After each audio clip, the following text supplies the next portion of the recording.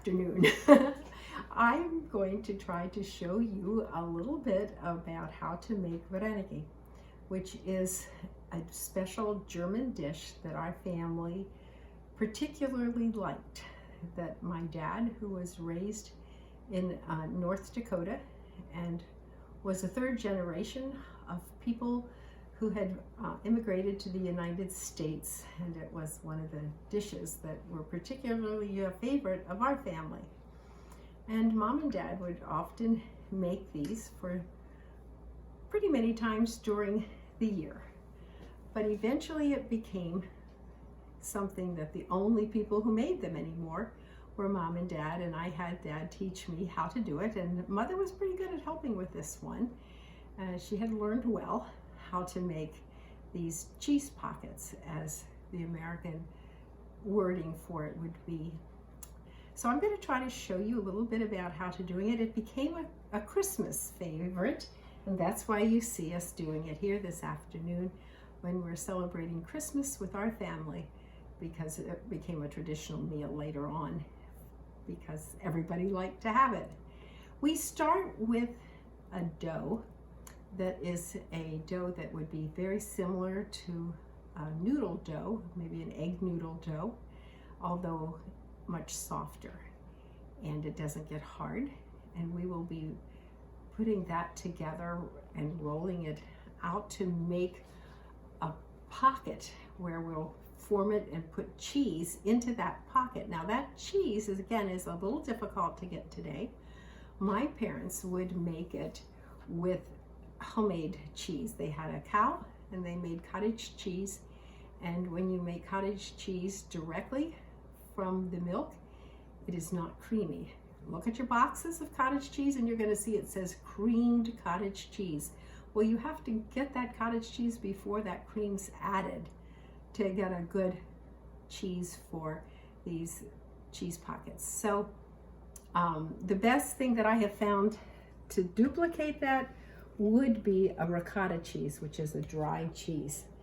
And we'll be adding some egg yolks and making that the part of the mixture that will be put inside the pocket. They will then be cooked, we'll show you a little bit about that, in boiling water, just like you would cook any kind of noodle. And when they float to the top, that's your clue that they are done. And you would take them out, drain them very well. You don't want the water, you don't want them sitting in water.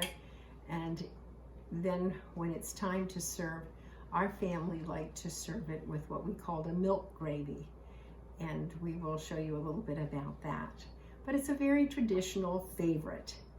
And the kids wanted me to tell them how to do it. So this is the year I haven't made them for probably 12 years, but we'll try it again, and hopefully you'll learn a little bit about how to make cheese pockets. So we are beginning to get ready now to make Vareniki, and we'll first get our cheese. This is starting with 3 cups of ricotta cheese, to which we are adding 3 egg yolks that we have separated, keeping the whites separate. And I want to have this ready to put inside our pockets after we have them rolled out. Now, my family was particularly fond of ham or bacon, and so we would often have fried ham or fried bacon, the little pieces that were added to the cheese for more flavor, depending on how much salt you like to eat. You maybe would want to add a little salt. It wouldn't be a bad idea to include just a touch of pepper. If I remember the way my parents would make it. So this is good. We'll put that out of the way. The cheese is ready. We're starting with 3 cups of flour. It doesn't have to be very expensive flour. A pastry flour is fine. You will need a pastry blender, and to that you want to add a half teaspoon of salt, or salt to taste, which is often the way the older generation would expect you to know how much salt to add to a mixture. To that, 3 cups, we're starting with 3 cups of flour. We're going to add 3 egg whites. And this is the beginning of what we like to call like a noodle recipe. Some people who have noodle makers would be able to basically make this with the ravioli pieces that come along with your spaghetti and noodle maker kits. So we've added the egg whites to give that some of the texture, working it in similar to how you might work in a shortening. And now we're going to add milk till we get the consistency that it can be rolled out. So we'll work with this, and I think we will, it looks like we'll need more milk to add to get the texture that we want. And I'll keep working the flour and milk and egg mixture together.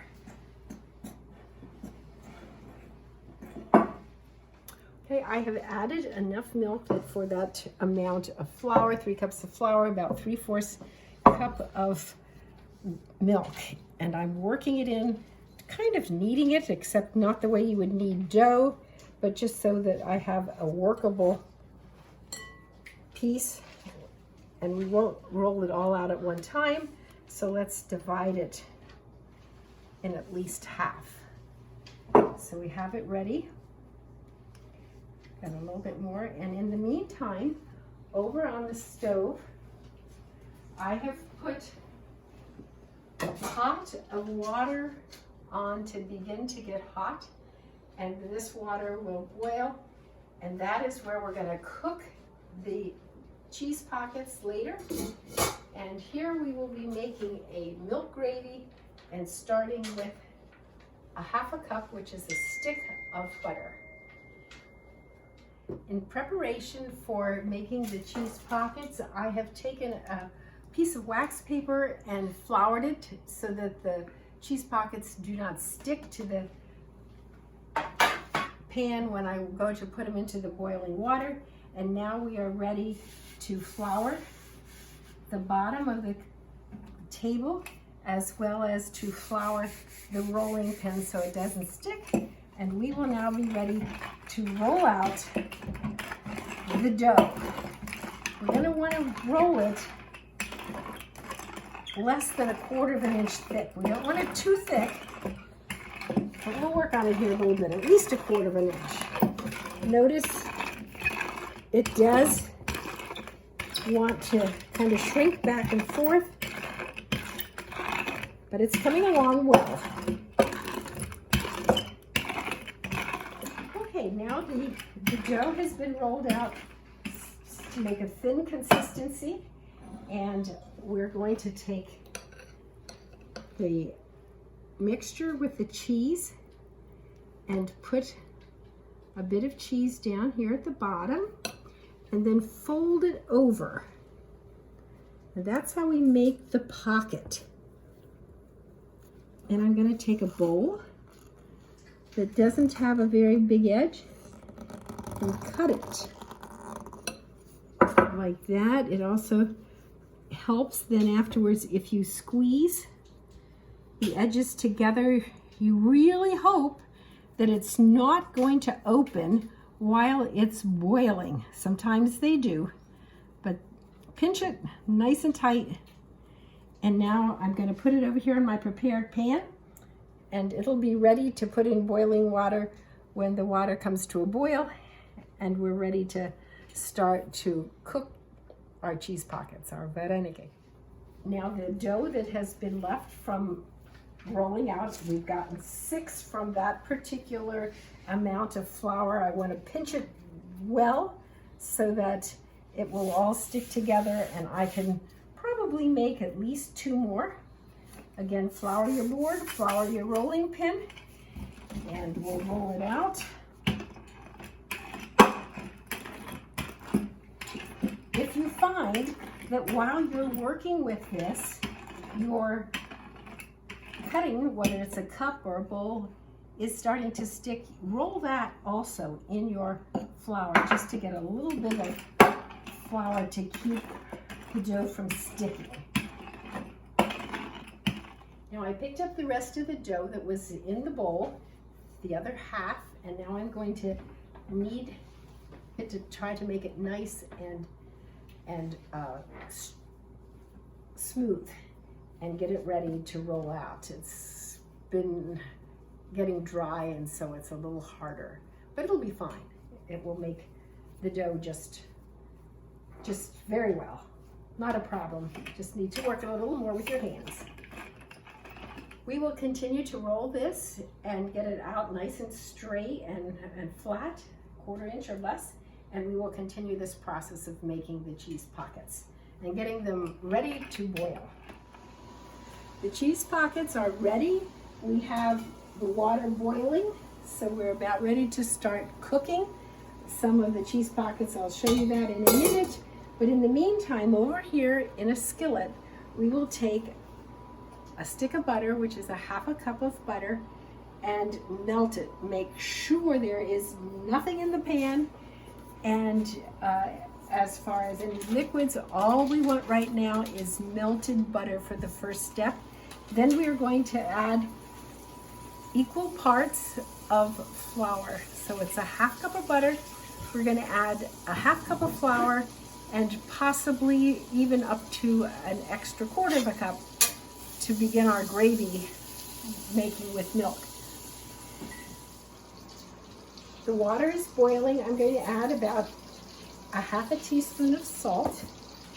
And now we will very carefully take the cheese pockets and gently put them into the boiling water.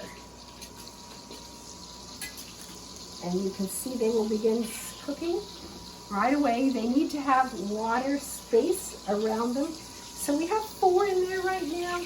Let's put at least 6. I think we can put another one in. And we will cook those until they float to the top. And then they will be ready to scoop out of the boiling water and drain.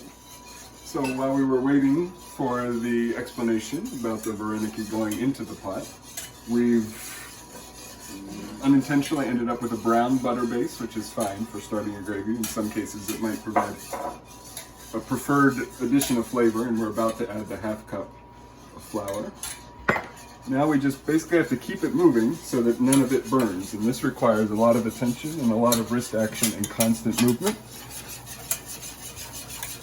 And it'll start out fairly blonde. You keep swirling it around.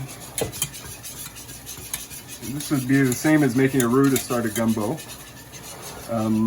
although you might use oil instead of butter for that. But basically you could take this to whatever color you'd like. You could have it very blonde. You could have it the color of peanut butter. What I'm trying to do is get it the color of a chocolate bar, like a milk chocolate bar, not a dark chocolate bar.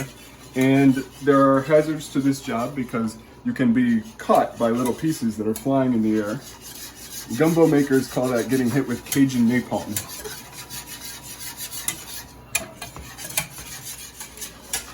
So we're back making gravy. We're still moving it around.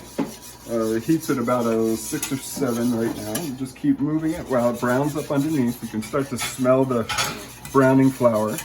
And we're going to go darker. In the process, Mom made a slight adjustment and added a 1/4 cup additional flour. The Vareniki has been cooking now for about 8 minutes. You can see they are floating. I'm taking a spoon that has slots through it and taking it out and also putting it into a colander so that they can continue to drain, so they're not soaking in any water. And in the meantime, the gravy is being prepared so that we can add hot milk gravy to the cheese pockets for serving. We're now ready to add the milk, so we're going to take the pan off the burner, put it on a hot pad, and now carefully pour milk in while stirring constantly.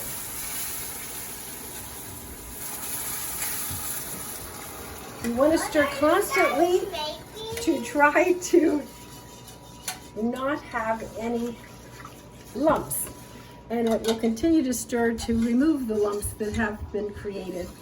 And once that's pretty well smooth, it will be placed onto this burner where it will be cooked until the gravy has come to a boil. You want to boil it so it doesn't taste like flour. You remove the flour flavor, and it will also thicken in the process. And it will be able to add it, you can add as much milk as you want at that point to have it the consistency that you would like, and it's ready to serve. After adding salt and pepper, of course.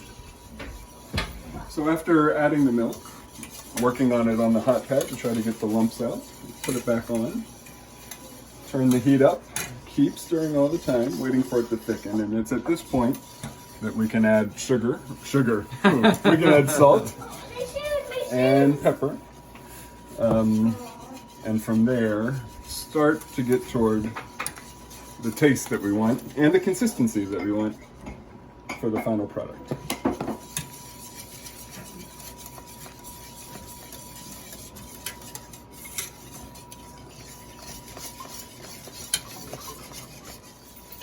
The amount of milk in the gravy that is starting with a half cup of butter is approximately 6 cups, till you would decide how thick you would like your gravy to be. It needs to come to a boil. As soon as it's boiled, everything's a good mixture, it's finished.